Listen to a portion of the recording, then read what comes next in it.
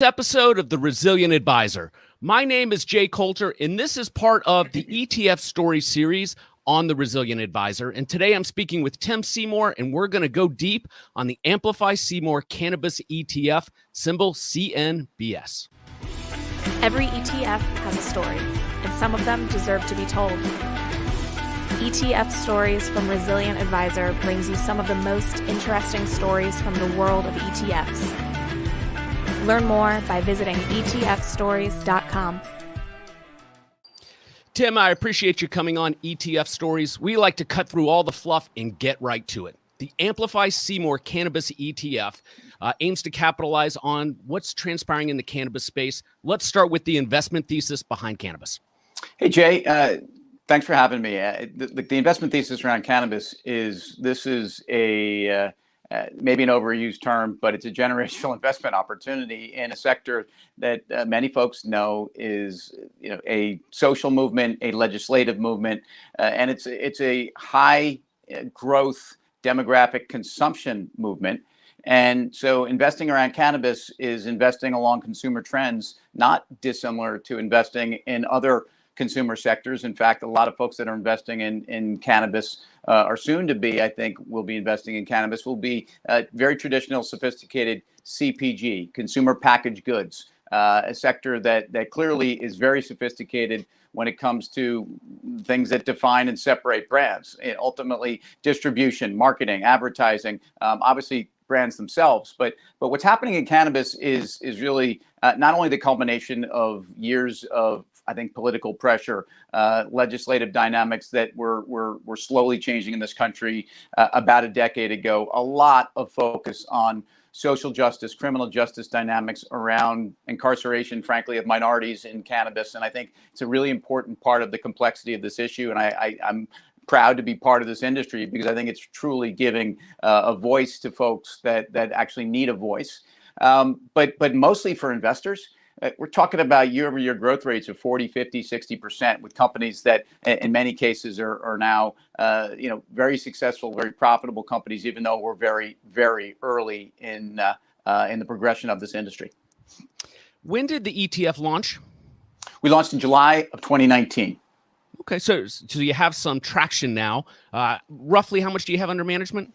Management's about 160 million, and it's clearly been a case where out of the gates, I think it was a case a lot of folks were not only trying to determine how they were going to access investing in cannabis. A lot of folks still don't have the kind of access to investing in cannabis and cannabis ETFs as I think they'd like. I think we've seen a nice progression where institutions have gotten comfortable. Our fund has gone out of its way to make sure that we're only investing in that which we can invest in as a SEC governed 40 Act product that has to follow a lot of rules. And I'm happy that we have that dynamic. So we haven't taken chances with investing in companies that are really outside of the legality of what we can invest in. So it's been an exciting time to be growing in the space, and the product definitely has evolved, and we've had to go through probably 10 times the amount of red tape and 10 times the amount of I think bureaucracy as you might opening another ETF. But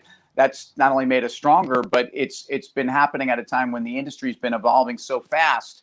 And it's one of the things that we think gives us an edge. I mean, our fund has been there from the beginning in the early days, but also we're evolving very quickly with the industry.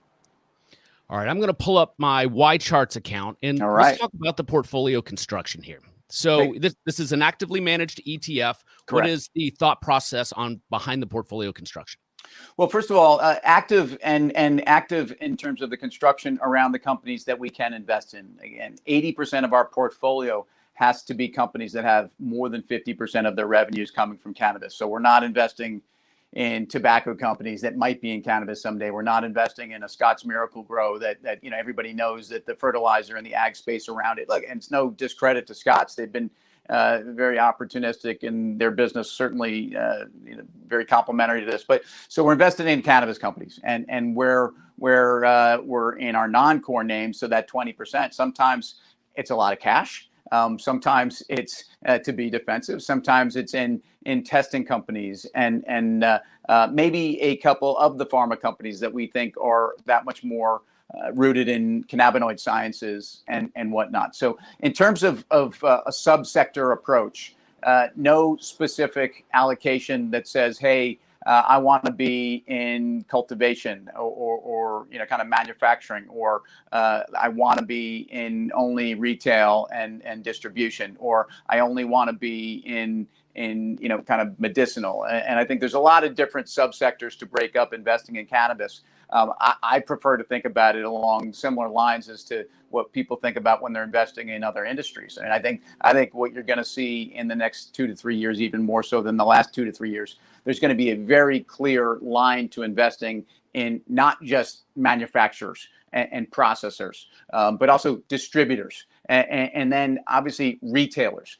and then around that, technology companies that are ERP, logistics, POS software, those companies that are big data plays, those companies that in many cases are the picks and the shovels, whether it's hydroponics players, equipment manufacturers, testing. So I think that's how we think about the sector. We think about the sector. It's an ETF that's supposed to be thematically focused on cannabis. So I'm investing in those parts of the industry that I think are most relevant today, and with an eye, and also invested in the ones that I think are going to be the right place to be tomorrow. So at the risk of stealing the Wayne Gretzky metaphor, we're trying to skate to where the puck's going to be in terms of some of the plays that we have in the portfolio. But what we're focused on today is very different than what we were focused on a year ago. And much in the way that investors in cannabis have found that early days of investing in cannabis, some of the metrics around how people were analyzing companies were ones that anyone that's been in the sector for a while would kind of laugh at today.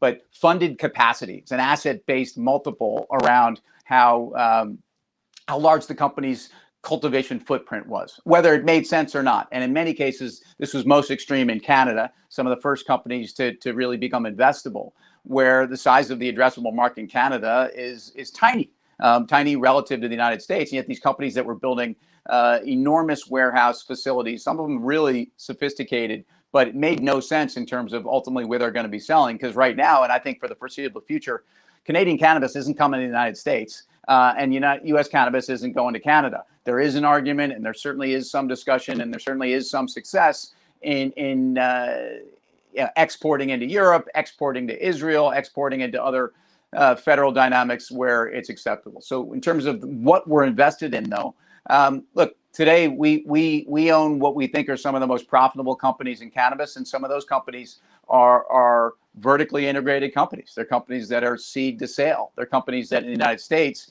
are companies that we think are in some of the most profitable states to do business. And in many of those states are not the ones you'd think about as an investor or someone that's somewhat new to cannabis. You'd think, California was one of the first states to go fully legal, like it is in the wine industry, like it is in the food industry, most sophisticated products. Isn't that the place to invest? By the way, kind of right as it relates to cannabis. It is a cultural center and the largest cannabis market in the world if you think of individual states. But it's a very challenging market for the operators. It's been less profitable. The regulatory environment there has been, I think, challenging for even the best operators. So some of the best companies right now are the ones that are set up east of the Mississippi, where they have core businesses in Illinois, in Michigan, in Pennsylvania, in New Jersey, which just went into an adult market. So, but we have technology plays.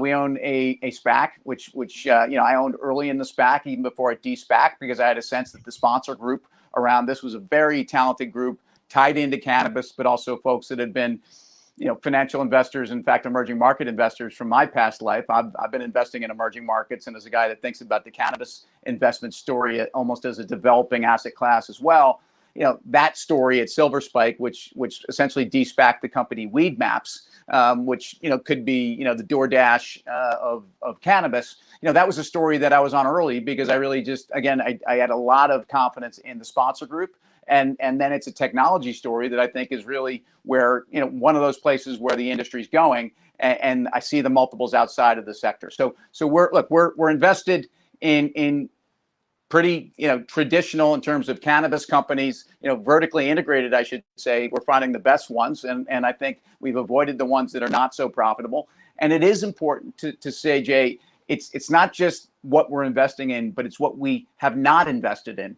that I think is a big part of it. A lot of investors have invested in cannabis companies and have seen disruption of capital. Some of the Canadian companies that listed on the U.S. exchanges because they could, and because they're the deepest markets in the world, had the most access to capital. And frankly, some of those companies were just not good operators, very dilutive capital market cycles, wasting capital, destroying capital. And I just say that I spent a lot of time. I knew which companies I didn't want to invest in as much as I knew which companies I did want to invest in, especially in those first couple of years in the fund. So, Tim, I want to pull up the holdings, but first, before we do that, thinking as a portfolio manager or a financial advisor, adding this thematic ETF to a model, you're really going to bring down the market cap. So you're 40% allocated to micros, just over 30% to small. Is that always going to be the case for this thematic, or is it just because it's a new industry? No, I think it's a combination of the industry's life cycle and the kind of companies that can come to market, and again, the limitations on some of the ones who we might see in the market. So for example, a company like Curaleaf, which is in the portfolio, and I'm not sure what you're picking up there in that chart, but we have swaps on a handful of companies that we own that are U.S. companies, because that gives us the economic performance of the companies without actually having to own the company directly. So what you can see, I'm looking at what you can see, and looks like, yeah, I'm not seeing that up there, or I'm not seeing Green Thumb, and I'm not seeing True Leaf. And so we own about 6 companies, 6 U.S. plant-touching companies on swap, effectively the same, absolutely the same economic participation of the underlying, but it allows us to own U.S. plant touching at a time when federally that's not legal in the United States, and we run a 40 Act product. So Curaleaf is a $10 billion enterprise value, and they're a 5% position in the fund. GTI is a $6 billion enterprise value, and it's a 5.5% position in the fund. So partially what you're seeing, I think, is a function of just not seeing the swap positions that are a big part of the balance sheet as well. But that, look, even the Silver Spike entity is a case where this is a company that in SPAC form, and when you look at really the size of the company relative to the opportunity set and where we expect this company to be in the next couple of years, I think a lot of these companies are evolving very quickly. So yes, the nature of the industry is also that a lot of the biggest companies in the space have been hydroponics retailers, a grow generation, a company like or a REIT like IIPR, or some of these are names that we have a lot of confidence in owning, kind of the periphery around the sector, and these have been names that were names that we got in on early, and we actually concentrated up and had bigger weightings in. And we've actually taken some of those weightings back a little bit because some of these companies have run a lot. Again, active management, which means I don't have to wait 6 months to rebalance the portfolio if I think a stock has had a very big run. So, but to kind of tie up the question about, hey, for advisors out there looking at market caps of the portfolio, no question, this portfolio is going to be moving into, I'd say, an even middle to large cap market position, probably in the next 2 to 3 years, that much more. And just also know that there's a limit to liquidity on the downside in terms of what I can hold. Also, we have liquidity dynamics that I can invest, for example, in companies that are in the U.S. that are smaller than $75 million. If they're foreign companies, if they're less than $100 million. So we're my guys, my compliance guys, my ops guys, and I keep an eye on the overall liquidity in the portfolio, because I think ultimately the size of an ETF, and I think a lot of investors know this, but let me make this clear. It's the efficiency of investing in that ETF is not really a function of the size of the companies. It's or the size of the ETF for that matter. We're 160 million-ish ETF, which is decent size for sure, and allows us to give people some confidence that this is a real entity. But it's really a function of the sum of the parts of the constituents of the ETF that gives you that overall liquidity. And I encourage investors to take a look at that and all of the ETFs that they're going to be investing in, not just in the cannabis space.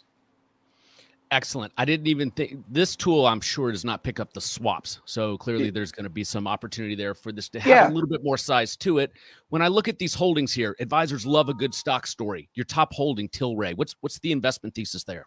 Yeah, and that's a controversial one. So Tilray is a company that, as of 2 months ago, was barely in the portfolio, or certainly as of 6 months ago, was barely in the portfolio, and arguably one of those names that I'm talking about from Canada that I think destroyed a lot of capital. They were the first Canadian company to list on the Nasdaq. And there was a high-profile IPO. It was brought by Cowen, and a lot of people jumped in. This is a company that had they quickly set out and created some JVs with some very large, well-known consumer products companies, including Anheuser-Busch, including Novartis Sandoz, including Manitoba. And some of these JVs were really just, MOUs and not really much of anything, but there was a lot of great headlines around this company. Ultimately, in terms of the size of their revenue profile and their ability to operate profitably, no, not at all. In fact, this is a company that I think a lot of people got destroyed in early, and it's a name that we actually didn't want to own for a long time, and had, at least relative to what benchmarks might be, especially market cap benchmarks. At one point, this was a $20 billion company when the market cap was squeezed higher, also around some dynamics, not quite Reddit rebellion stuff that was going on, but as we got into the summer of 2018 and into 2019, it was really just a case where a lot of institutions who wanted to hold it, it was the only exposure institutions could get to cannabis. So that pushed the stock higher. And then there was a lot of institutions that said, this is a bad company, it's way too expensive, and I want to short it. And it did lead to a short squeeze. But that's the company that we really never invested in. The company that we're now invested in did a merger with a company called Aphria about 3 months ago. Aphria, to me, has always been the best operator in Canada. They've been the most profitable company in Canada. In fact, they showed at least adjusted EBITDA profitability well before anybody else in Canada, and well before many in the sector. Aphria is run by Irwin Simon, who's a CEO that some investors may know from his time at Hain Celestial, which was one of the first organic foods brands that really built a very big loyal following, but also a very sophisticated consumer products company. And Irwin was brought in to run this company about a year ago. So he brought an expertise and leadership to a company that I thought was already the best operator in Canada. And at a time when I had a limit to the companies I could really invest in and put a lot of size behind because of the nature of liquidity, I had a pretty good size position in Aphria. When they decided to merge with Tilray, so you basically took two of the three largest Canadian operators and brought them together, I thought this really was an opportunity where this company could actually now go on the offensive. And I think Tilray, which is now the combination of Aphria and Tilray, now led by Irwin Simon, now a profitable company, and also a company that I think is looking globally and is looking at the United States, is a really interesting story. Even if I don't think that they have the same addressable market right now as a Curaleaf or a Green Thumb, and I do think that they're going to be doing some tactical M&A. The tactical side of this position, and I know I've been talking a long time, I just want to finish with this though. The key to Tilray also is that this is a stock that, starting in January or so, even before this merger, was starting to get mentioned in some of these Reddit chat rooms. And was starting to become one of these stocks that was getting a Reddit rebellion bid to it. And I started nibbling at the company as I watched this happening in the cannabis space, like it was happening in other spaces. And again, big short interest in cannabis companies, some companies with actually some catalyst to seeing maybe there be some concerns about short covering and short squeezes. And so I started investing in Tilray even before the merger, as it went into this squeeze into February and squeezed up a few 100% at one point, and at least from where it started trading the year, and then pulled back. And we were kind of active. It wasn't a big position, but then once they did the merger, and one of the things that I found with Tilray is that even in the last couple of weeks, as we've seen a resurgence of the GameStop AMC kind of behavior, Tilray is a name that finds itself sometimes with that kind of support. It's not why I own the stock. It's not how I would ever be picking stocks in this fund.